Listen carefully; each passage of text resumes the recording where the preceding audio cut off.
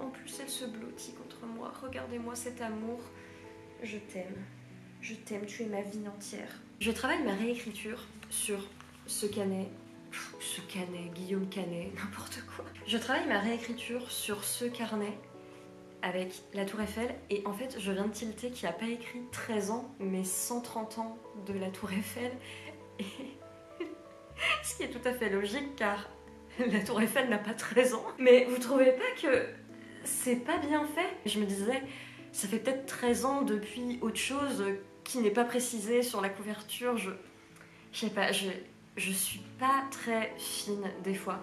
Mais 130 ans de Tour Eiffel. Voilà, bravo, joyeux anniversaire. Le choix de ce carnet n'est pas anodin, c'est parce que mon projet en cours se passe à Paris. Et mes romans se passent souvent à Paris, mais là il y a vraiment une raison de pourquoi ça se passe à Paris. Le personnage principal de Judith est très attiré durant son enfance et son adolescence par Paris.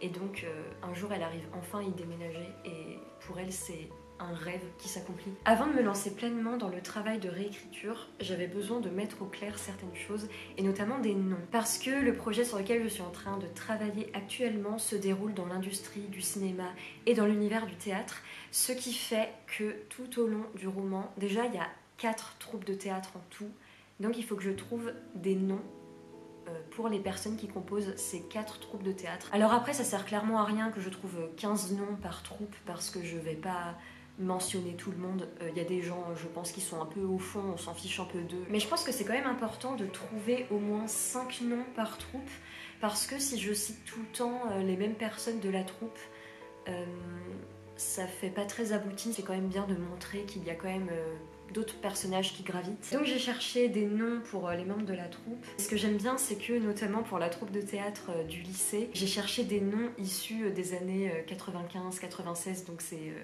96 c'est mon année de naissance, donc je cherchais des noms parmi les noms les plus donnés durant ces années-là. Quand j'écris, je date jamais vraiment mes livres. Je crois que j'avais dans le vocabulaire des chiens, je crois que ça veut dire attention, danger, non c'est pas ça. Rapide enchaînement de 3 ou 4 emboîements entrecoupés de pauses. Rassemblement, j'ai l'impression qu'il se passe un truc louche. C'est inquiétant ça. J'aime bien faire en sorte que mes romans soient intemporels, c'est pour ça que je les date jamais vraiment, il n'y a pas vraiment d'année. Mais pour ce roman-là, je pense que c'est mon roman qui va être le plus daté.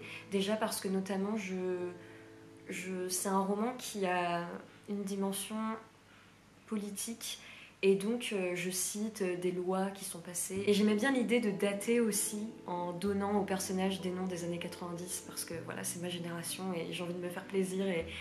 Et voilà, c'est un roman qui parle de choses que j'ai vécues. La troupe de théâtre du lycée de ce roman s'inspire de mon expérience et de la troupe avec laquelle j'ai fait du théâtre au lycée. Donc ça m'a fait plaisir de chercher des noms des années 90. Je cherchais un peu les significations des prénoms. Et surtout, le gros travail que je dois faire, c'est sur des noms de films. Parce que j'ai 2 personnages qui jouent dans des films et on les suit pendant plusieurs années. Donc il faut que je trouve des noms de films et également les résumés pour les films dans lesquels ils jouent et ils travaillent. Donc les résumés, c'est pas très compliqué, j'ai eu très vite des idées de type de film dans lequel ils jouent, mais les titres, je me souviens que quand je lisais Evelyn Hugo, il y avait plusieurs noms de films qui étaient cités et je me souviens qu'en lisant Evelyn Hugo, je me suis dit « Ah, j'ai trop envie d'écrire un livre où je cherche des noms de films » et maintenant que j'y suis, j'ai 0 idée. J'ai trouvé quelques idées, mais j'ai l'impression que les noms sont très bateaux et peut-être pas très réalistes. Et surtout, ce qui est compliqué, c'est que j'ai un personnage, je veux qu'elle joue dans des trucs vraiment pas ouf. Un peu les téléfilms à la noix sur lesquels tu peux tomber le mardi après-midi quand elle aime ta télé. Et donc, trouver des noms de films qui reflètent le fait que le film est pas le meilleur film de l'année, c'est encore plus compliqué. Et en plus de ça, pour chaque film, faut que je cherche des noms de réalisateurs et d'acteurs que j'invente également, sauf que c'est des noms américains, donc il faut que je me renseigne sur des noms de famille américains. En vrai, je sais même pas si tous les noms des réalisateurs, des acteurs vont être cités dans le roman, mais je trouve ça bien d'en amont créer tout ce lore. Ça fait que s'il y a des trous à combler, je saurais le faire. Et puis ça fait que je connais encore plus mon roman sur le bout des doigts, et je pense que ça se reflète dans l'écriture. Même s'il y a des choses que tu cites pas, ça fait quand même que tu connais encore plus ton roman, que tu connais encore plus ton personnage. C'est Tom qui me demande si je lui ai envoyé le premier chapitre de mon roman, parce que je lui avais dit que j'allais commencer ma réécriture et que j'allais pouvoir lui envoyer. Donc bah écoutez, je vais m'y mettre, hein.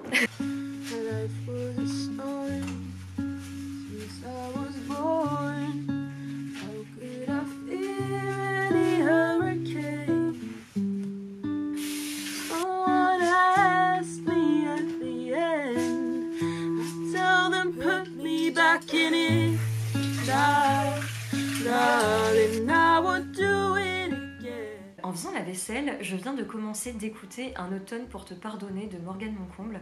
C'est pas du tout le genre de livre que j'ai l'habitude de lire, mais quand je fais la vaisselle, j'aime bien écouter un livre audio qui ne soit pas un livre que j'ai dans ma palle et sur lequel je vais être absolument concentrée étant donné que je suis en train de faire la vaisselle. Je me dis que c'est l'occasion d'écouter des styles de livres que j'ai pas du tout l'habitude de lire, ou alors des livres que je n'ai pas en papier mais que je peux avoir en livre audio. Et ça fait de nombreuses années, sûrement comme vous, que j'entends parler de Morgane Moncomble, et donc je me suis toujours dit un jour j'ai envie de tenter parce que tout le monde en parle en bien, et donc j'ai envie je veux savoir, comme dit la chanson dans Tarzan. Je veux savoir, montre-le-moi. Donc j'ai commencé Un automne pour te pardonner, qui est le début d'une série de 4 livres qui suit un couple pendant différentes saisons. Donc là, Un automne pour te pardonner, c'est la saison de l'automne. Et alors comment vous dire que je ne m'attendais pas du tout à ça. Je sentais que je ne serais pas la cible, mais je pensais pas à ce point-là. Je sentais que l'écriture serait pas forcément ma tasse de thé et que je trouverais certains clichés, mais je pensais pas que ce soit au point que là j'abandonne ce livre. Je suis sûre que je ne vais pas lire ce livre en entier, parce que là j'ai lu le premier chapitre et le début du deuxième chapitre, et c'était déjà trop pour moi. Je vous dis ça parce que j'ai l'habitude de vous parler de mes lectures et j'ai pas du tout envie de cracher sur Morgane Moncomble ou le genre dans lequel elle écrit. C'est vraiment, je pense sincèrement que je ne suis juste pas la cible de ce genre de lecture, et ça plaît à plein d'autres personnes. De toute façon, elle n'a pas besoin que je lui fasse sa pub parce qu'elle vend déjà énormément de livres, donc bravo à elle. Mais déjà, j'ai trouvé que c'était super cliché, et le nombre de clichés qu'il y a en un seul chapitre, j'ai rarement vu ça. Après, je tiens à dire aussi que l'appréciation du livre a été compliquée par les personnes qui lisent le livre audio. Le monsieur qui lit le premier chapitre, qui est du point de vue de Lou, ce monsieur a une voix très robotique qui a fait que j'avais du mal à prendre l'histoire au sérieux, et je pense que ça a joué aussi là-dedans. Mais c'est-à-dire qu'à un moment, il dit, le personnage de Lou dit un truc du style « laisse-moi putain », un truc comme ça, et le monsieur du livre audio il dit « laisse-moi putain ». Le monsieur n'avait pas beaucoup d'entrain dans le livre audio, je sais pas si c'est comme ça tout du long, c'est peut-être juste le premier chapitre. C'est-à-dire que là, dès le premier chapitre, il y a le personnage de Rory qui dit au personnage de Lou « tu m'appartiens ». Enfin, vous voyez, c'est ce genre de clichés-là, et il y a beaucoup de clichés comme ça en un chapitre. Et des fois, les clichés, ça me dérange pas, parce que des fois, je trouve que si les clichés, ça existe, il n'y a pas de fumée sans feu, quoi. Ça peut apporter même quelque chose, des fois, à l'histoire. Mais là, c'était... Enfin, vraiment, j'arrivais pas à prendre ça au sérieux. Je pense donc que je vais m'en tenir là avec ce livre. Peut-être que j'ai pas commencé par le meilleur Morgane Moncomble, n'hésitez pas à me faire des recommandations, peut-être qu'il y en a un autre que j'aimerais un peu plus, mais c'est vrai que si tous ces livres sont comme ça, je vais pas être la cible et ça va pas me plaire, donc ça sert à rien que je les lise. Si après c'est pour critiquer, ça sert à rien. Sinon, à part ça, sans transition aucune, j'ai officiellement commencé ma réécriture, car tout à l'heure j'ai réécrit mon premier chapitre / prologue. J'arrive pas encore à savoir si c'est le prologue ou le chapitre numéro 1. Ça a été assez rapide parce que, étant donné que c'était le premier chapitre / prologue, je l'avais déjà relu et réécrit une ou deux fois, donc il était déjà plutôt propre. Mais il avait quand même besoin de quelques ajustements, donc j'ai supprimé certaines phrases et rajouté certaines autres phrases. Et le rendu final, j'en suis assez fière, donc je pense pas que je vais tant le retoucher que ça. Il y a juste une phrase sur la fin où je sens que je suis pas totalement certaine que c'est ça qui est censé ressentir le personnage à ce moment-là. Mais sinon, à part ça, ce chapitre me convient totalement, j'en suis même plutôt fière. Donc je pense pas qu'il va tant bouger que ça, en tout cas pour l'instant, parce que c'est possible que je le relise dans 6 mois et que je me dise mais quel enfer. Et surtout, parce que là Tom est dans le train actuellement, donc je lui ai envoyé ce chapitre qu'il a lu dans le train. Et je vais vous lire en direct ce qu'il m'a répondu. Il m'a tout d'abord envoyé un premier message écrit en majuscule « On veut la suite ». Et ensuite, c'est trop bien écrit comme d'hab et c'est parfait comme premier chapitre, ça donne bien envie de lire la suite. J'ai juste des micro-remarques, quasiment rien. Je suis trop contente que ça lui ait plu et surtout je suis contente qu'il dise que ça donne envie de lire la suite parce que ce chapitre, j'ai vraiment travailler pour faire en sorte que ça donne envie de continuer. C'est ce que j'essaye de faire à chaque fois que j'écris. Et aussi ce que je voulais partager avec vous pour cette réécriture. Alors j'ai juste réécrit un chapitre et j'ai déjà des choses à vous raconter sur le processus. À quelques reprises, il y avait des phrases où je me disais « Ah, je peux peut-être aller plus loin, je peux peut-être faire en sorte qu'elles soient un petit peu plus poétiques, je peux peut-être rajouter un bout de phrase pour faire en sorte que la phrase soit plus visuelle et rajouter une comparaison. Je cherchais un petit peu à étoffer mes phrases. À ces quelques reprises, je me suis dit « Ouais, mais si je rajoute quelque chose, ça va complexifier la phrase et enlever une simplicité. » Et j'ai fait en sorte de ne pas rajouter ces choses qui, au final, auraient été des fioritures un peu superflues pour rendre mes phrases plus jolies, plus poétiques, mais qui en fait n'apportaient pas grand-chose au final à ce que je voulais dire. C'est un de mes défauts en tant qu'autrice, j'ai vraiment envie que mes phrases soient belles, soient poétiques, que quand on les lise à haute voix, ça sonne beau à l'oreille. Mais en fait un livre, c'est pas que censé être beau à lire et beau à l'oreille. J'ai bien sûr envie que mon écriture soit poétique et belle, mais je pense qu'il ne faut pas non plus retirer la simplicité. C'est très important la simplicité dans un livre. En fait, c'est comme dans tout, il faut trouver une balance. Il faut trouver une balance entre le côté poétique, mais aussi la simplicité. Il y a un livre, je lisais des avis sur Goodreads, et il y avait énormément de personnes qui disaient que le style était tellement poétique que ça en était lourd, et que du coup, ça a fait qu'il y a des personnes qui ont abandonné le livre, ou alors que ça a été très pénible de lire jusqu'à la fin. Et ça, c'est totalement quelque chose dans lequel j'ai peur de tomber. J'ai peur des fois de chercher à faire trop poétique. J'ai peur qu'en essayant de rendre ma plume plus poétique, ça finisse juste par l'alourdir et rendre la lecture pénible. Et donc j'essaie de trouver une balance. Et je suis très fière de moi, là, pendant ce chapitre, j'ai eu cet instinct de vouloir rendre certaines phrases plus belles et plus poétiques, mais j'ai préféré la simplicité. Et souvent, il y a des mots que j'aime pas trop utiliser. Par exemple, à un moment, je mets qu'il y a quelque chose qui colle. Et j'ai cherché un synonyme de coller parce que j'avais envie d'utiliser un terme plus beau que coller. Et je me suis dit, en fait, coller, c'est le terme. En fait, à quoi ça sert de chercher un mot plus compliqué, peut-être plus beau, alors que coller, tout le monde le comprend, tout le monde a l'image de ce que c'est quand quelque chose colle. Donc pourquoi m'embêter? De toute façon, l'écriture, il n'y a pas de règle. C'est chacun fait comme il le ressent. Et un même livre, il y a une personne qui va l'adorer et l'autre personne qui va le détester. Donc il n'y a pas de règle universelle. Mais moi, en tout cas, c'est ce à quoi j'aspire, de trouver une balance entre la poésie et la simplicité. Étant donné que c'est un roman dont l'un des sujets principaux est la précarité, j'ai l'impression que si je rends mon écriture trop poétique et trop fleurie et trop chargée, ça sera trop contrasté avec ce que vit le personnage, parce qu'elle vit des situations vraiment dramatiques et déplorables à cause de sa précarité. Et l'écrire d'une manière très poétique et très fleurie, ce serait trop en décalage en fait, et surtout je pense que mon message se perdrait dans cette poésie. Alors que moi, la précarité, c'est violent, c'est brut, donc j'ai envie que ça soit retranscrit dans mon écriture. Après, évidemment, j'ai un faible pour les plumes poétiques. J'aime lire des plumes poétiques, donc j'ai envie que ma plume le soit aussi. Donc là, pour le reste de la soirée, j'aimerais beaucoup réécrire le deuxième chapitre. On va voir si j'ai le temps parce que là il est déjà 22 h, donc je vais voir à quel point j'y arrive. Mais en tout cas, je suis quand même fière de ce que j'ai accompli aujourd'hui.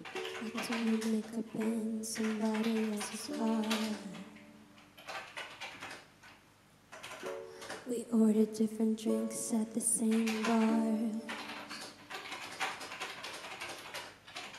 You know what you didn't always be the truth. She thinks you left the beach is such a damn lie.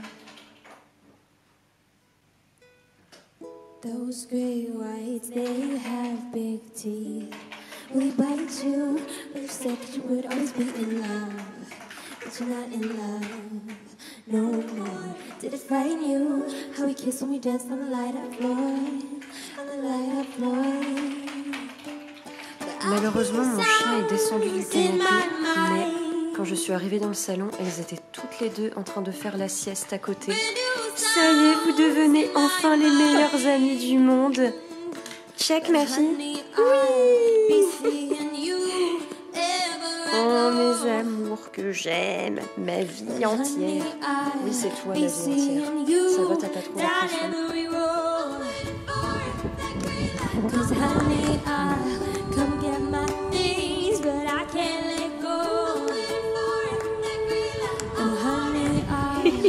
Coucou Belette. Coucou mon amour.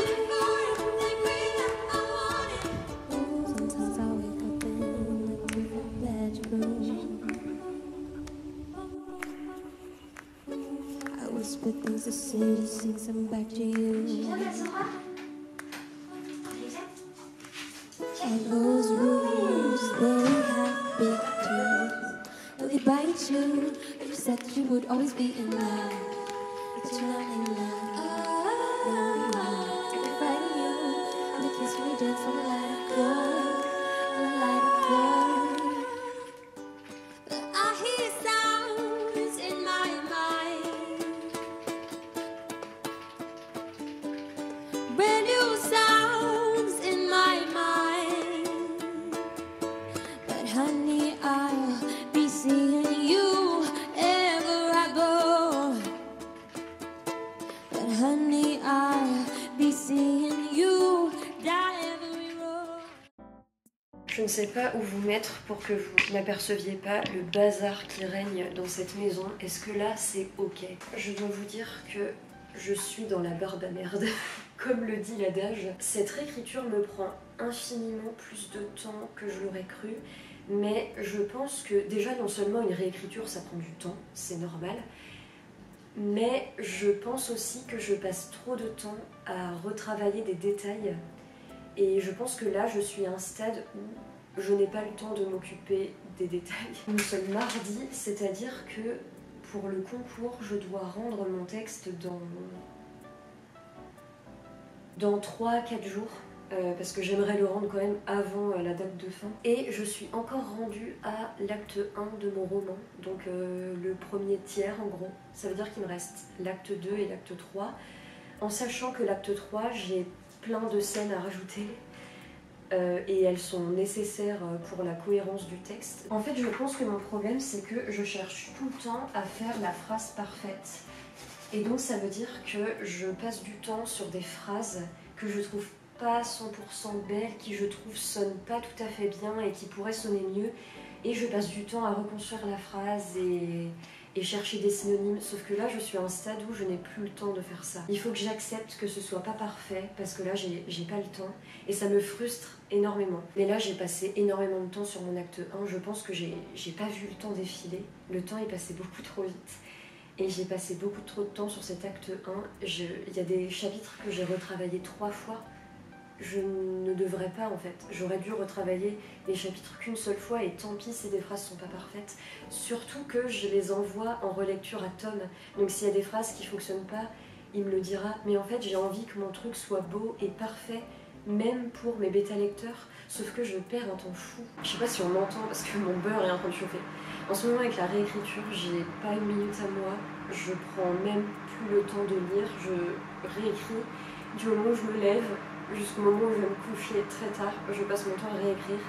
Et j'adore mon roman, J'adore ce que ça rend. Il y a des scènes que je trouve incroyables, il y a des phrases que je trouve trop bien, même si le truc est pas parfait. Je suis désolée, mais excuse-moi. Mais je sens que je sature et que j'ai envie de faire autre chose de mes journées. À force d'avoir trop la tête dans le guidon, je sens que c'est pas bénéfique autant pour mon livre que pour moi. Mais en même temps, j'ai pas le choix si je veux rendre le livre à temps.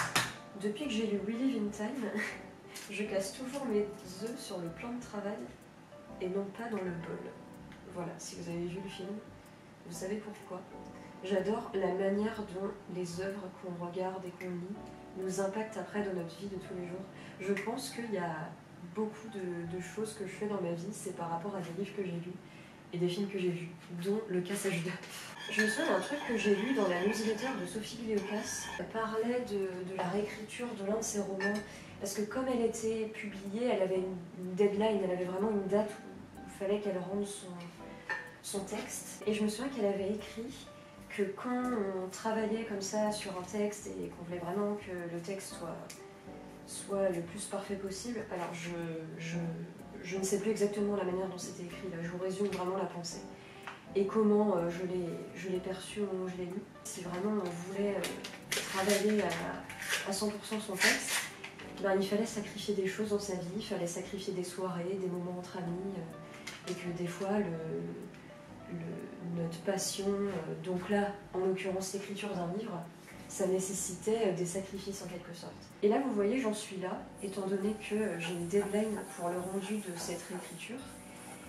J'en suis à un point où je me dis ouais, peut-être que je devrais sacrifier des choses dans mon quotidien, qui n'est déjà pas bien rempli, hein, je tiens à le dire aussi, je suis pas en soirée tous les soirs. Mais là notamment cette semaine, vendredi soir, j'aurai une soirée jeu avec mon association de jeux de société. Et le samedi soir, je me tâte à voir Solane en concert, parce que j'ai eu un gros coup de cœur cette année et même l'année dernière pour la chanteuse Solane. Et elle passe près de chez moi samedi, et je me dis, bah en fait, on n'a qu'une vie, j'ai envie d'y aller. Et c'est la veille de l'échéance pour le concours, donc ma raison me dit non, mais mon cœur me dit, bah en fait, t'en empêches pas. Faut pas que le concours te gâche la vie et te fasse rater des opportunités. Je pense que comme dans tout, il faut juste trouver un juste milieu. Évidemment que si tu passes ton temps à sortir et à ne pas travailler ton roman, évidemment il va pas s'écrire tout seul. Mais est-ce que pour autant il faut passer son temps à travailler au point de refuser des sorties entre amis, au point de refuser d'aller à des concerts? Je trouve que c'est un peu trop. Et même je pense que c'est pas vraiment bénéfique.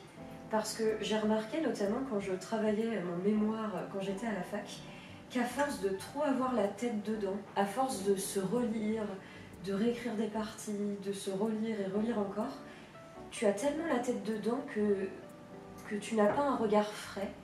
Et ça fait que par conséquent, tu rates plein de fautes et plein de choses qui vont pas. Et c'est un souvenir de ça que là, pour la réécriture de mon roman, j'hésite pas à faire des pauses. Là, vous voyez, je me prépare un goûter. Bon, aussi, c'est parce que c'est important de me nourrir. Et faire de la pâtisserie, c'est quelque chose qui me fait plaisir, qui me rend heureuse. Et ça me permet de me faire une pause dans ma réécriture. Et c'est pour ça que je me dis, bah ouais, je dois rendre ce texte pour le concours cette semaine, mais je vais aller à la soirée jeu vendredi soir. Et je vais peut-être aller au concert de Solane, parce qu'il y a aussi une question financière là-dedans. Mais en tout cas, ouais, j'en ai envie, je vois pas pourquoi je m'en empêcherais.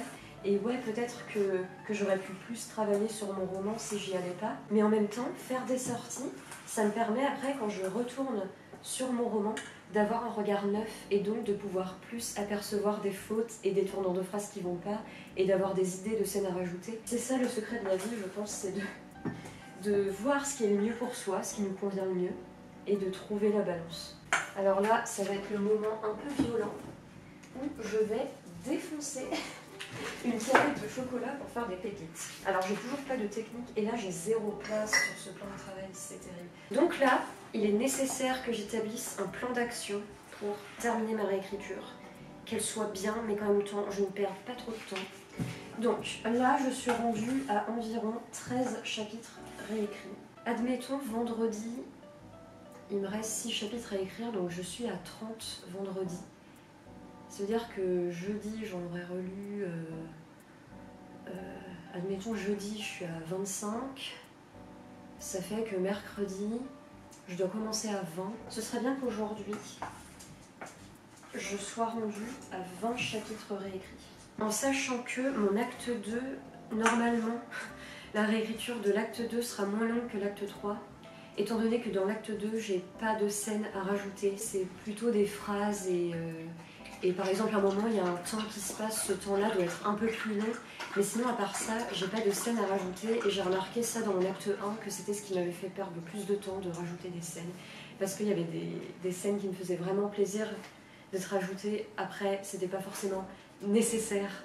Absolument, mais bon, je préfère qu'elle soit là. Alors que l'acte 3, là, c'est une autre histoire. J'ai tellement de scènes à rajouter que je pense que je vais devoir en couper certaines. En tout cas, là, pour cette réécriture-là, évidemment, après, je le reprendrai pour faire une meilleure réécriture avec beaucoup moins de pression. Mais là, il faut vraiment que je rajoute que les scènes qui sont vraiment nécessaires à rendre le livre vraiment bien avec un message. Je vous avoue que quand je disais vouloir passer ma vie à écrire, c'est pas vraiment ça que j'imaginais. N'est-ce pas Nimé? Le concours d'écriture se termine dans 3 jours et je suis en retard, c'est-à-dire que là, à l'heure actuelle, j'ai pas encore fini mon acte 2. Il me reste que la moitié du dernier chapitre de l'acte 2, donc j'y suis bientôt arrivée. Mais je viens de réaliser qu'en 1 heure, je réécris seulement 4 pages. C'est des pages sur Google Doc, donc en Times New Roman 12. Donc je sais pas si c'est moi qui mets vraiment beaucoup trop de temps à réécrire, si c'est normal. Ce qui est frustrant, c'est que j'ai envie de rendre un roman qui me rend fière, mais en même temps là je vais pas avoir le temps. Là j'ai vraiment besoin d'avancer et si certains mots ne sont pas parfaits, c'est pas grave. Et là je vois que je suis encore minutieuse alors que je vous avais dit qu'il fallait que j'arrête de l'être. Je cherche encore des synonymes, des fois juste pour un mot dans une phrase. Et d'autant plus j'avance, moins c'est grave, étant donné que déjà, faut que les gens lisent la première moitié du roman. Déjà, s'ils lisent la deuxième moitié, c'est déjà pas sûr que beaucoup de personnes tombent dessus. Donc je préfère que la première moitié soit la meilleure possible plutôt que la deuxième moitié à choisir. Même si, évidemment, je préférerais que tout soit parfait. Je savais que ça prenait du temps de réécrire, mais je pensais pas que en 1 heure je réécrivais que 4 pages. Après là, j'ai calculé que pour ce chapitre-là, c'est peut-être qu'il y a moins de dialogue. Donc là, mes objectifs pour la journée, c'est déjà de terminer l'acte 2 et évidemment de commencer l'acte 3. Je sais que j'ai des scènes à rajouter. Après, je vais pas rajouter des trop grosses scènes parce que ce sera pour une deuxième réécriture.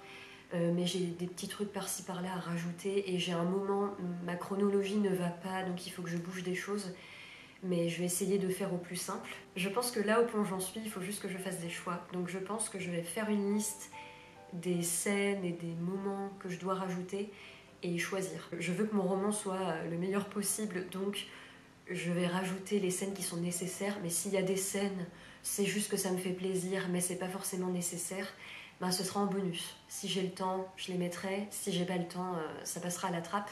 Pour cette réécriture-là, parce que évidemment, il va être réécrit ce livre. Il en a besoin parce qu'il y a déjà plein de choses que je veux rajouter. Et ce livre parle de tellement de choses. J'aime trop ce livre. Vraiment, j'en suis très fière.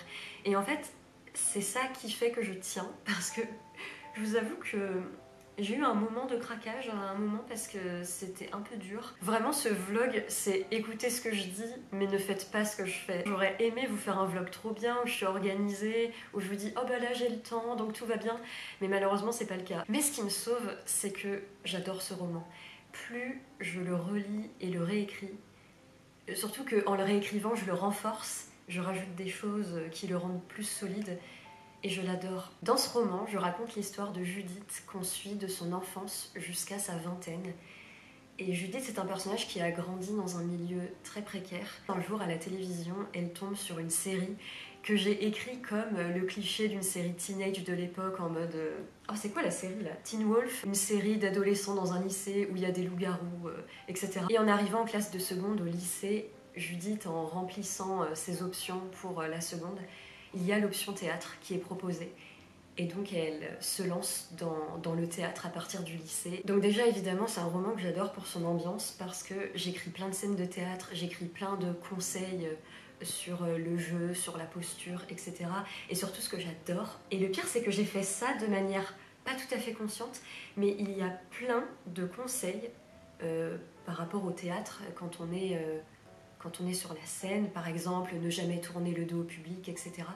Et il y a énormément de ces conseils qui vont suivre Judith, non seulement sur les planches, mais également dans sa vie. Et en fait, tous ces conseils, je les sors pas de mon chapeau. J'ai fait du théâtre pendant 10 ans, donc c'est des conseils que j'ai entendus de la bouche de mes différents professeurs. Et il y a notamment le fait que quand tu joues une pièce de théâtre, il faut continuer. Le prof de théâtre de Judith lui dit, peu importe ce qui se passe sur la scène, peu importe si des choses tombent, peu importe si quelqu'un oublie sa réplique, il faut juste continuer. Et ça, c'est un conseil qui va suivre Judith tout au long de sa vie. Quoi qu'il arrive, peu importe à quel point je me casse la gueule, peu importe les galères, peu importe, il faut juste que je continue. C'est pas forcément quelque chose que j'avais en tête au début quand j'ai préparé le roman, mais il y a plein de choses comme ça qui vont suivre Judith et qui font un lien entre sa vie au théâtre et sa vie quotidienne. Et évidemment, il y a un aspect qui est inhérent à mon roman, c'est la précarité. Mon but à travers ce roman, c'est de montrer à quel point la précarité nous empêche de réaliser nos rêves, à quel point ça peut être un frein et un obstacle, et même beaucoup d'obstacles à la réalisation des rêves, pendant que d'autres parlent d'égalité des chances et il faut juste travailler, être déterminé dans la vie, si on veut, on peut. Eh bien, moi, dans ce roman, mon but, c'est de montrer que non, c'est pas que si on veut, on peut. Il y a beaucoup d'autres choses derrière. Et je sais pas à quel point je le fais bien, mais en tout cas, le message est là, dans mon cœur, et j'essaye de le retranscrire à travers ce roman. Mais ce roman parle de milliers d'autres choses, et j'ai fait ça aussi avec Les Veilleurs du Monde. Les Veilleurs du Monde, il y a 2 sujets principaux, mais il y a une déclinaison d'infinité d'autres thématiques derrière, et ce roman, ce projet sur lequel je suis en train d'écrire, les 2 thèmes principaux, c'est la précarité et le théâtre, mais ça parle de tellement d'autres choses, notamment à un moment il y a une relation d'emprise avec de la manipulation. J'évoque aussi le déterminisme social des femmes, et notamment des codes qui sont imposés au corps des femmes et à leur manière de penser. Et d'ailleurs, c'est un point qui est assez compliqué, parce que Judith, c'est un personnage qui a un peu de misogynie intégrée et beaucoup de codes qu'elle pense être véritables, alors qu'en fait ce sont juste des constructions sociales. Par exemple, là, dans le chapitre que je viens d'écrire, elle a ses règles pendant une représentation de théâtre. Et en fait, elle se dit qu'il ne faut pas que les hommes sachent qu'elle a ses règles. Et elle se dit, si j'ai une tache, ce qui serait le plus terrible, c'est qu'un homme le voit. Parce que, je ne sais pas à quel point vous l'avez vécu, mais moi, on m'a beaucoup dit que les hommes de la maison ne doivent pas voir, ne doivent pas savoir. Donc s'il y avait la moindre goutte de sang quelque part, c'était la fin du monde, il fallait absolument tout nettoyer. Et ça fait que encore aujourd'hui, alors que je vais avoir 29 ans, ça fait bizarre de le dire. C'est-à-dire qu'encore maintenant, à cette période du mois, mon corps est en alerte. Je regarde partout si j'ai laissé la moindre trace, et ça me rend zinzin quand j'y pense. C'est plein de sujets comme ça. Au fil de l'écriture, ça faisait sens que je les écrive. Je veux que le lecteur ressente que, par exemple, quand Judith pense un truc qui est complètement faux, mais juste parce qu'elle a de la misogynie intégrée, je veux pas qu'on croie que je suis misogyne. Mais en même temps, je veux montrer que Judith le croit sincèrement, et elle pense que c'est comme ça, que c'est dans les mœurs. Donc il faut que je retranscrive ça. Mais en même temps, il faut que je trouve une subtilité, parce que je vais pas écrire noir sur blanc. Non mais t'inquiète, c'est pas ce que l'autrice pense, c'est ce que le personnage pense. Mais je me dis que quand t'as un message à faire passer, quand t'as des valeurs, ça se voit dans le texte. Donc je pense que quiconque lirait mon roman ne penserait pas que je suis misogyne ou quoi que ce soit. Enfin, j'espère. C'est possible que j'ai de la misogynie intégrée aussi, malgré toutes mes années de travail là-dessus. C'est possible qu'il y en ait qui se retranscrivent dans le texte. Mais en tout cas, c'est pas ça le message que je veux faire passer. Sur ces bonnes paroles, je vais terminer mon acte 2. Je vais essayer d'aller vite. Là, il est 18h20. Et avant 19h, là, il faut que ce soit terminé. Là, j'en ai marre, il faut que je passe à l'acte 3. Il y a un autre objectif aussi que j'ai oublié de vous dire, et je viens de me rendre compte. Depuis que je suis en rush complet sur ce fichu roman, que j'adore, mais c'est quand même un fichu roman, là, j'en ai marre, je ne prends plus de temps pour moi, pour faire des choses qui me font plaisir. Bon, ça me fait plaisir de l'écrire, et justement, c'est ça qui me fait tenir, c'est que j'adore ce roman, heureusement parce que sinon j'aurais abandonné. Notamment, je ne prends plus le temps de lire, c'est-à-dire que là, la seule chose que je lis en ce moment, c'est l'audiobook de Un automne pour te pardonner pendant que je fais la vaisselle. Et oui, je sais que la dernière fois, je vous avais dit que je l'abandonnerais, mais en fait, je ne l'ai pas abandonné parce que déjà, c'est un peu divertissant. Et j'ai envie de savoir qui a tué le mec, donc je continue. Et aussi parce qu'il faudrait que je prenne le temps de trouver un autre livre audio pendant que je fais la vaisselle. Et encore une fois, j'ai pas le temps. Donc je continue de lire ce roman en faisant la vaisselle. Mais à part ça, je lis rien d'autre. Je lis rien en papier. Donc là, j'ai envie de prendre une demi-heure, une heure à un moment dans ma soirée pour me poser pour lire. I whisper things to say to sing some back to you. All those rumors, they have big teeth. Will they bite you? You said that you would always be in love, but you're not in love. You're not. If I were you, I'd kiss me just a light go, a light go. C'est pas temps pour le dogo. I hear sounds in my mind. Brand new sounds in my mind. But honey, I'll be seeing you ever I go. But honey, I'll be seeing you down every road. Il est grand temps que je me prépare un petit repas. Ça va partir sur des épinards à la crème ainsi que des crêpes au fromage. Il n'y en a plus qu'une. J'ai enfin terminé de réécrire mon acte 2. C'est bon, it's done. Évidemment, il faudra que je repasse dessus à un moment pour faire des ajustements, mais vraiment très léger. D'autant plus que j'envoie mes chapitres à Tom qui les relit, mais il n'aura pas le temps de tout lire d'ici la fin du concours. Pour l'instant, je crois qu'il a lu à peu près 8 chapitres, ce qui est déjà bien parce que le début, c'est la première impression du texte, ce qui signifie qu'il faut également que je trouve le temps de prendre en compte ses commentaires et de réaliser les ajustements. Et aussi, ce soir, j'ai commencé la réécriture de l'acte 3, donc c'est un soulagement d'être arrivée à l'acte 3, étant donné que c'est le dernier acte du roman. Je sais que là, c'est la dernière ligne droite, je sais que je suis en retard, mais qu'au moins j'ai atteint la fin. Après, je suis qu'au début de l'acte 3, il me reste tout l'acte 3 à parcourir, et d'autant plus qu'il y a des scènes que je vais rajouter. Déjà, ce qui est hyper compliqué dans la réécriture, c'est que moi, il y a des passages que je veux rajouter, mais pas forcément des scènes, c'est plus une idée. Notamment, pour vous donner un exemple, les parents de Judith sont mentionnés dans le livre, et notamment dans la première partie. Ils sont pas très présents, mais ils gravitent quand même autour de Judith, et ils ont quand même une importance dans sa vie. Mais ensuite, dans la partie 2 et 3, ils sont totalement absents avant de réapparaître à la fin du roman.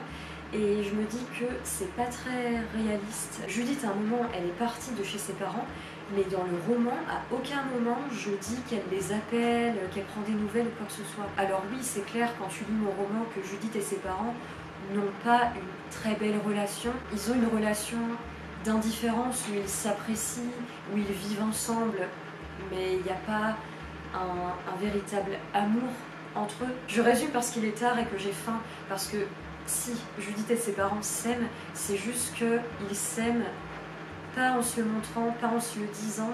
Et surtout, Judith, elle aime ses parents, mais je pense qu'elle ne s'en rend pas compte d'à quel point elle les aime. Elle a plutôt un instinct de protection envers eux, elle est en colère pour les choses terribles qui ont pu leur arriver, mais elle n'a pas l'impression de les aimer, alors que tout ce qu'elle ressent pour eux, la colère, la tristesse, tout ça, c'est des preuves d'amour. Pendant tout le milieu du récit, à aucun moment je cite les parents. Judith, je crois qu'à 2 reprises, elle pense quand même à eux, mais elle ne les appelle pas, alors que pour moi, dans ma tête, elle les appelle. Clairement pas chaque semaine, je pense qu'elle les appelle peut-être une fois tous les 3 mois, ou si ce n'est plus, mais ça arrive quand même, et c'est important de l'écrire. Sauf que je ne sais pas à quel moment le mettre. Parce que là, dans mon premier jet, les chapitres sont quand même assez bien construits. Un paragraphe en emmène à un autre, qui après entraîne un autre. Les idées sont fluides. Et à chaque fois que je me disais, bah là, ce serait bien que je place cette idée à tel moment, à ce moment-là, et ben ça collait pas, parce qu'après la suite du roman, ça coulait pas, ça n'allait pas. Je pense qu'il faudrait que, lors d'une prochaine réécriture, je prenne le temps, que je fasse la liste des scènes comme ça, qui durent que quelques lignes, qu'il faut que je rajoute à des moments, dans des trous. Il faut que je fasse cette liste et qu'après je trouve à quel endroit je les dispose.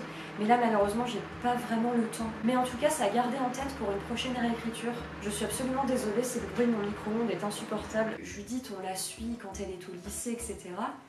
Et après, je ne cite plus les personnes avec qui elle était au lycée. Et à la fois, je trouve ça normal parce que moi aussi, les personnes avec qui j'étais au lycée, j'ai plus aucun contact avec ces personnes. Alors que on avait un lien si fort. À l'époque, je me disais, mais on va être amis pour la vie.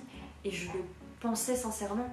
Et si je recroisais ces personnes aujourd'hui, ça se passerait très bien. Je pense qu'on a toujours quand même un lien qui nous relie. Mais on n'est plus amis, on se parle plus. Et c'était ça aussi que je voulais montrer dans ce livre, c'est que on voit Judith à travers ses amitiés, on voit le lien qui les relie à ces personnes-là, et après, bah, elles font plus partie de sa vie. Et c'est ça qui arrive dans la vie, et ça arrive à tout le monde. Mais c'est vrai que je me dis, dans un roman, est-ce que c'est pas étrange d'avoir des personnages et d'un coup ils sont plus là? Je pense que ce serait quand même pertinent que je rajoute même juste quelques lignes où Judith, elle se dit, bah ouais, tous ces amis que j'avais au lycée, en fait, on pensait que c'était pour la vie, mais en fait non. Et en fait, c'est pas grave, il y a des personnes qui sont faites pour entrer dans notre vie qu'un bref instant. Et c'est suffisant. En tout cas, voilà, aujourd'hui, j'ai terminé l'acte 2, j'ai commencé l'acte 3.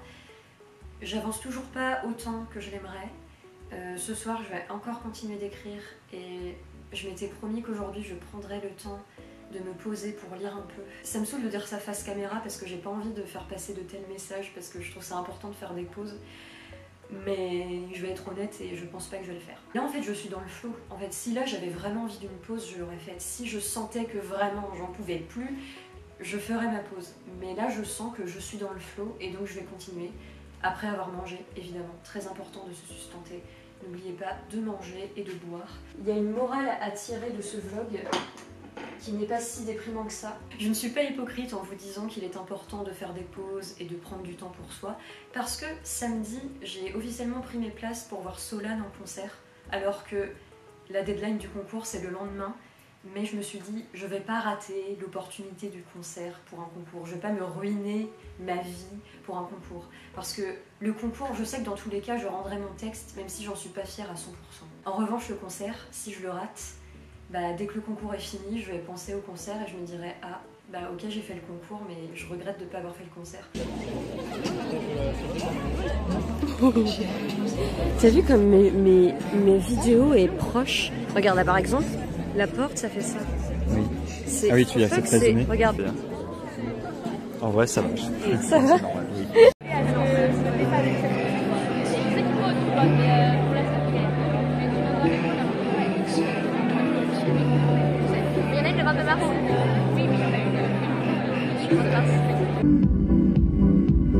Ce soir je dis au revoir au devant de la scène. Je salue pas après une dernière ligne. Riant je meurs comme une étincelle.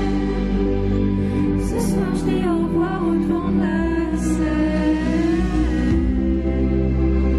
Ce soir je dis au revoir au devant de la scène.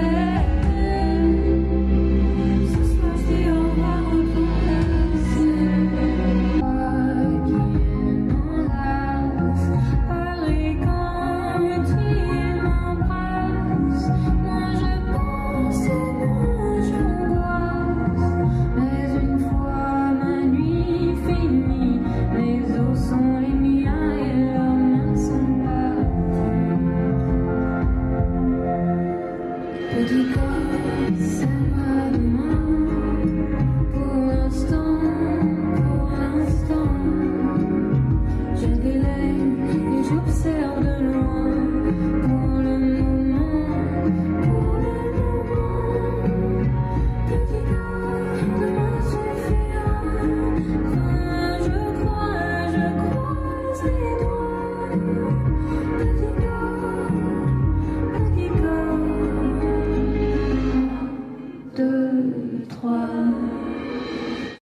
Je voulais vous faire un bilan de ma réécriture en une semaine. Comment ça s'est passé? Est-ce que je recommande? Spoiler alerte, je ne recommande pas du tout l'expérience. J'ai commencé à écrire ce roman en janvier, j'ai terminé le premier jet tout début mars, le 3 mars ou le 4 mars, donc les premiers jours de mars. Et donc après, pour envoyer le roman pour le concours à temps, je n'avais qu'une semaine de réécriture, un petit peu plus, peut-être 8-9 jours, en tout cas très peu de temps pour relire et réécrire un roman qui est certes pas le plus long roman du monde, mais qui fait quand même, je saurais même plus dire combien de pages, je crois qu'il fait 320 pages sur Word, quelque chose comme ça, donc il est moins long que mon précédent roman, mais c'est quand même pas un tout petit bébé. Cette réécriture, ça n'a pas non plus été absolument pénible, mais ça n'a pas non plus été une promenade de santé. J'avais vraiment envie de vous faire un vlog un peu cosy, un peu organisé, productif, mais le problème c'est que j'ai été trop productive et pas du tout cosy, ce qui n'est pas très positif à mettre en avant. Pendant cette grosse semaine de réécriture, j'ai fait que réécrire en fait. J'ai eu un rythme effréné où je ne faisais qu'écrire, relire, réécrire, chercher des synonymes, chercher des tournures de phrases, écrire, refaire, écrire encore. Ce qui est étrange, c'est qu'au moment où je le vivais, j'ai eu des moments de mental breakdown, mais sinon je me souviens que pendant que je réécrivais, j'étais contente, je me disais « Ah ça c'est bien », j'étais pas que triste ou fatiguée, j'étais contente de peaufiner mon roman. C'est après que j'ai vraiment ressenti un épuisement par rapport à l'écriture, parce que de manière générale ça allait quand même, je n'ai pas eu des conditions de travail pénibles comme certaines personnes, comme certains travailleurs, donc voilà, ça, de manière générale ça allait, mais au niveau de l'écriture je sens que j'ai eu un burn-out, et c'est-à-dire que là au moment où je fais ce bilan, ça fait quelques temps que j'ai rendu ce manuscrit et que le concours est terminé, et je n'ai pas réécrit en fait depuis. C'est vous dire à quel point au niveau de l'écriture, j'ai cette semaine de réécriture où je n'ai fait que ça m'a vraiment épuisée et fait connaître un burn-out au niveau de l'écriture. Je savais que je ne me remettrais pas immédiatement à écrire après ce premier jet, cette réécriture, parce que même le premier jet, je faisais quasiment que ça. Je savais qu'après, il me faudrait un temps de pause où je n'écris plus, pour remettre un petit peu les idées en place, pour me reposer au niveau de l'écriture tout simplement. Mais c'est vrai que je ne pensais pas que cette pause durerait aussi longtemps. Et là, je suis à un stade où je pourrais reprendre l'écriture. Ça me manque un peu en vrai, mais en même temps je sens qu'il y a quelque chose qui me freine. C'est comme une peur et une fatigue à la fois, mais je pense que c'est lié à autre chose. C'est aussi lié au fait que je me sens un petit peu désespérée et seule face à l'écriture. Pour expliquer un petit peu plus ce sentiment, c'est que le concours déjà n'a pas du tout voulu de mon texte, et au-delà de ça, j'envoie mon autre roman à des maisons d'édition depuis quelques mois/semaines, et pareil, j'ai aucune réponse.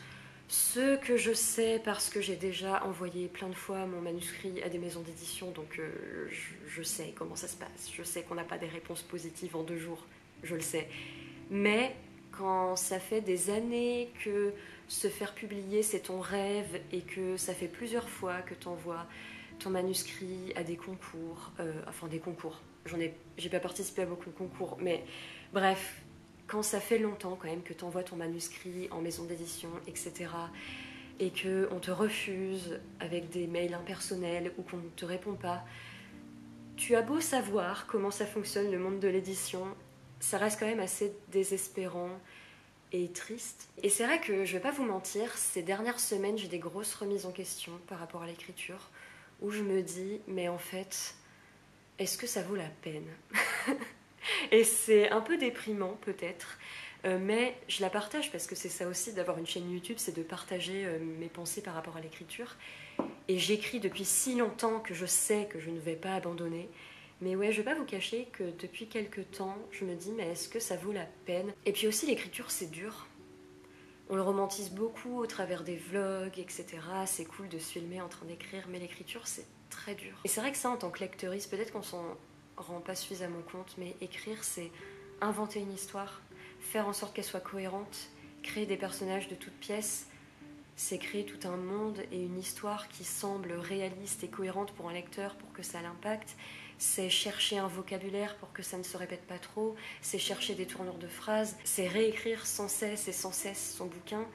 C'est très dur, c'est un travail de longue haleine qui est très dur. Et en le vivant, je m'en rends d'autant plus compte. Je me dis, une personne qui lit seulement, peut-être qu'elle ne s'en rend pas suffisamment compte. C'est très dur l'écriture, et c'est vrai que des fois, je me sens un petit peu désespérée et je me dis, mais pourquoi je fais ça en fait? Pourquoi je m'embête à travailler autant sur des bouquins dont tout le monde se fout? Je n'ai pas du tout participé à ce concours avec pour l'objectif de gagner, ça c'était vraiment hors de vue, mais même d'être sélectionnée à la première étape, je savais que je ne serais pas sélectionnée à la première étape. J'ai participé à ce concours parce que déjà ça me donnait une deadline, j'avais cette date précise, et donc ça m'a donné un objectif et un moteur pour écrire ce premier jet et le réécrire. Je me suis dit, comme ça je participe à ce concours, ça me fait une deadline dans la tête. Et c'est cool, ça m'a motivée, mais c'était trop parce que j'ai trop tout donné au point d'être un peu épuisée derrière. Mais également, mon objectif, c'était que, étant donné que mon roman allait être publié sur cette plateforme, parce que le temps que le jury lise tous les textes étaient disponibles sur la plateforme, je me suis dit, bah, il y a des gens qui vont le lire et peut-être me faire des remarques, des commentaires, ça pourrait créer des discussions, etc. Et en fait, j'ai eu aucun retour, etc. Et c'est pas du tout un blâme que je porte aux gens parce qu'il y avait 600 textes qui étaient sur le site et j'ai pas non plus fait une pub énorme du texte, j'en ai juste parlé sur YouTube un peu. Mais c'est vrai que tout ça mélangé, le fait d'avoir aucun retour, le fait d'être jamais accepté en maison d'édition, ni même par les concours, ni même d'avoir un message encourageant en mode « Ah, ton texte est bien, mais pour notre maison d'édition, ça va pas le faire ». Et aussi n'avoir aucun retour.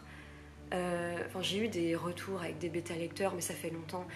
Là, je vous parle vraiment d'un instant T, ces dernières semaines, etc. C'est vrai que tout ça mélangé, ça me désespère un petit peu et je me dis « À quoi bon ?» Vous voyez ? Mais c'est normal d'avoir des périodes de doute, c'est normal de douter et de se remettre en question, et la remise en question pour moi c'est l'une des plus belles qualités humaines. À partir du moment où tu te remets en question et que tu sais le faire, pour moi ça part bien déjà. Déjà tu as une bonne base en tant qu'être humain. C'est normal d'avoir des moments de doute, et là je suis dans ce creux où je me remets en doute. Et peut-être que ça va durer, peut-être que je vais plus vouloir écrire pendant les prochaines années. Et c'est pas grave en fait. Pendant que je vous parlais, je me disais, bon, faut quand même que je transmette un message positif en mode « Mais vous inquiétez pas, ça va le faire, je vais me remettre à écrire, on va se battre et tout. » Mais en fait, si j'arrête d'écrire, bah c'est pas si grave parce que je ferai autre chose. Je lirai, je jouerai à des jeux de société, je ferai autre chose en fait, je passerai du temps avec des gens. Le temps que je ne vais pas passer à écrire, c'est pas un temps que je vais passer à scroller sur les réseaux sociaux, vous voyez, c'est un temps que je vais utiliser autrement. Et peut-être que je me remettrai à écrire, que ce soit dans une semaine, dans 2 mois, dans 3 ans, je me remettrai à écrire, mais en fait, je ne vais pas me forcer. En plus, ce roman-là, je sens qu'il a plus de potentiel que mon précédent, je pense qu'il a plus de chances de se réaccepter que Les Veilleurs du Monde. Donc je me dis voilà, il faudrait que je m'y remette. Mais voilà, j'y pense, donc déjà c'est positif, mais j'ai pour l'instant pas l'instinct qui me dit d'y aller, et c'est pas grave. Réécrire son livre en 1 semaine, conclusion, ne le faites pas. Prenez votre temps pour écrire votre texte, donnez-vous une deadline mais qui soit réaliste, parce que si vous allez au-delà de cette deadline, vous n'allez pas être fier de vous. Alors donnez-vous une deadline, même si elle est super longue. Je dirais que ça dépend aussi de comment vous fonctionnez. Parce qu'il y a certaines personnes, elles fonctionnent avec « allez, vas-y, là, travaille », et donc elles fonctionnent avec une deadline. Et il y a des gens comme moi qui fonctionnent avec la bienveillance. Par exemple, vous voyez, moi quand je vais faire mon petit jogging, je me dis pas « allez, là, vas-y, on court, on continue ». Je me dis « vas-y, cours, tu fais des pauses quand tu veux, tranquille, vas-y ». Et ça me motive.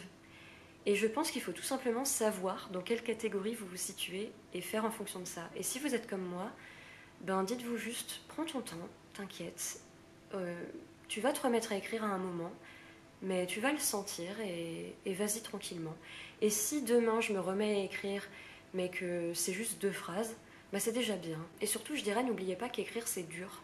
On partage beaucoup de vlogs tout mignons, de vlogs esthétiques où on écrit. Et c'est chouette, Parce qu'il y a ce côté-là aussi dans l'écriture, on écrit avec une petite lumière à côté, c'est tout beau, c'est tout joli, on est à fond dans notre scène. Il y a tellement de beaux côtés à l'écriture et c'est pour ça que j'aime écrire, sinon je le ferais pas. Mais c'est dur aussi. Écrire, c'est du travail. Et il ne faut pas oublier ça. Et c'est pour ça que si vous n'êtes pas parvenu à écrire 1000 mots par jour, ça ne veut pas dire que vous n'êtes pas un vrai fan d'écriture. Écrire 1000 mots par jour, déjà, il faut avoir le temps, faut avoir faut pas être fatigué, faut avoir la motivation de le faire, faut avoir l'espace pour. Une chambre à soi, Virginia Woolf, on n'oublie pas. Et surtout, n'oubliez pas qu'une personne qui écrit 1000 mots par jour, eh ben, le lendemain, elle va peut-être écrire 0 mot, en fait. Donc, ne vous comparez pas, you do you, allez à votre rythme. Ne vous infligez pas des réécritures comme ça en une semaine. Ce que je vous recommanderais si vous participez à un concours, c'est de plus vous organiser. Et en fait, moi, j'étais dans un délire perfectionniste, mais en fait, j'aurais pu être moins perfectionniste et prendre plus de moments pour moi, et mon texte aurait été moins parfait, mais peut-être 10% moins parfait. C'est pas si énorme que ça. Mon texte aurait quand même été un minimum solide et cohérent, même s'il avait eu 2 scènes en moins. Et moi, j'étais vraiment en mode, il faut absolument qu'il soit comme je l'imagine dans ma tête. Mais en fait, c'était contre-productif. Mais il y a quand même quelque chose de positif que j'ai fait, et qui est à retenir dans ce vlog, c'est que je n'ai pas sacrifié certains moments de mon quotidien. C'est-à-dire que mon association de jeux de société organise des soirées-jeux tous les vendredis soirs, et ben j'y suis allée. Même si je devais rendre mon texte 2 jours plus tard, j'y suis quand même allée. Et pareil, la veille du rendu, il y avait Solane qui passait en concert à côté de chez moi. Et ben j'y suis allée parce que je me suis dit, mais j'ai pas envie de sacrifier un concert d'une artiste que j'aime beaucoup, qui ne va sans doute pas repasser proche de chez moi prochainement pour un concours. Je pense que si j'avais sacrifié le concert de Solane pour un concours, en plus au final je savais que j'allais pas être sélectionnée. En plus parce que c'est vraiment l'un de mes meilleurs concerts de cette année. Et peut-être même l'un de mes meilleurs concerts en tout dans ma vie, parce que c'était l'une des premières fois que je voyais une petite artiste, entre guillemets, en salle. Quand je dis petite artiste, j'ai clairement conscience que Solane n'est pas une toute petite artiste, elle a gagné une victoire de la musique, mais c'est pas non plus Taylor Swift ou Harry Styles, vous voyez la comparaison, quoi. C'est vrai que moi je suis très fan de personnalités très populaires dans le monde, et là c'est l'une des premières fois que je voyais une artiste vraiment connue à l'échelle nationale, et même elle n'est pas connue de tout le monde. C'est-à-dire que le concert se déroulait dans une petite salle, et c'était l'une des premières fois que je faisais un concert dans une aussi petite salle. Et à un moment, je vous jure, j'ai regardé la salle plongée dans le noir et il n'y avait aucun téléphone de sortie. Et j'ai pas envie de paraître comme une boumeuse qui suis en mode « Ah, les jeunes de nos jours, ils sont toujours sur leur téléphone », parce que c'est pas du tout ma manière de penser. D'autant plus que je considère que le téléphone, c'est quand même quelque chose de positif sur certains aspects, parce que ça nous permet de nous connecter aux autres. Moi, je vis dans une ville où je suis isolée de mes amis, donc si j'avais pas de téléphone, ce serait plus compliqué de se contacter. Bref, le sujet n'est pas là. C'était quand même la première fois que j'allais voir un concert où, à un moment, il n'y avait vraiment personne avec son téléphone. Et vraiment, ça m'a fait trop plaisir parce que j'avais l'impression qu'on était vraiment en communion, il n'y avait aucune pollution lumineuse et tout. Donc c'était trop bien. Et j'ai remarqué aussi que les fois où les gens sortaient leur téléphone, ils étaient comme ça, tu sais, pour pas gêner les gens. Et ça, c'était trop bien parce que moi, tous les concerts que je fais, j'essaye au maximum de pas gêner les gens, je suis comme ça. Mais il y a des gens, ils en ont rien à faire.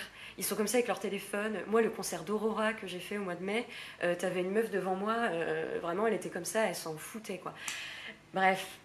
Alors que là, vraiment, tout le monde était comme ça. Et les gens chantaient tout doucement. Donc vraiment, le public de Solane, vous êtes comme ça. Vraiment, c'était l'un des meilleurs publics de concert que j'ai connu, en fait, dans les quelques concerts que j'ai fait dans ma vie. À ce concert, j'ai vraiment lâché des larmes à plusieurs reprises parce que Solane, elle a vraiment des chansons incroyables et tellement belles. Et elle a une plume tellement subtile et belle. Et elle dit beaucoup avec peu de mots. Il y a une chanson qui s'appelle L'Oiseau, notamment. Mais vraiment, je peux pas les réécouter sans avoir envie de pleurer. Un de mes plus beaux souvenirs de ce concert, c'est que Solane, elle a une chanson qui s'appelle Les Draps, qui parle d'agression sexuelle et de viol conjugal. Et autour de moi, il y avait plein de meufs qui chantaient cette chanson tout doucement. Déjà, entendre cette chanson en live, c'était déjà fort. Mais en plus, entendre toutes les meufs autour de moi qui chuchotaient cette chanson. Mais le moment de sororité extrême que j'ai vécu, vraiment, c'était trop beau. Et Solène, j'aime trop aussi parce qu'elle a des chansons douces comme ça, qui donnent envie de pleurer, mais aussi des chansons qui bougent plus, qui donnent envie de bouger, de faire la révolution.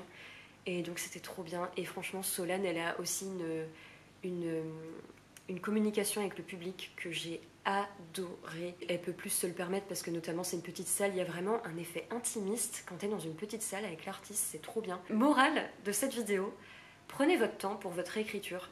À la limite, fixez-vous une deadline si ça vous motive plus, mais sinon ne vous forcez pas et prenez votre temps. Votre roman n'en sera que meilleur. Si vous vous dépêchez, comment voulez-vous que votre roman soit bien? En tout cas pour la réécriture. Le premier jet c'est autre chose parce que oui, autant avoir la matière pour après le retravailler, mais la réécriture c'est vraiment le moment où il faut prendre son temps. Buvez de l'eau aussi, hydratez-vous, très important. Allez voir Solane en concert ou streamez-la. En tout cas, je vous remercie d'avoir regardé cette vidéo jusqu'au bout. J'espère qu'elle vous a plu. Si c'est le cas, n'hésitez pas à mettre un j'aime et un commentaire pour me soutenir. Ça me ferait vraiment plaisir. Et à vous abonner à ma chaîne si ce n'est pas encore fait. En ce moment, je poste pas très souvent, mais j'ai envie de revenir au fur et à mesure. Et surtout, abonnez-vous parce que va y avoir un changement dans ma vie, là, dans les temps à venir. Donc...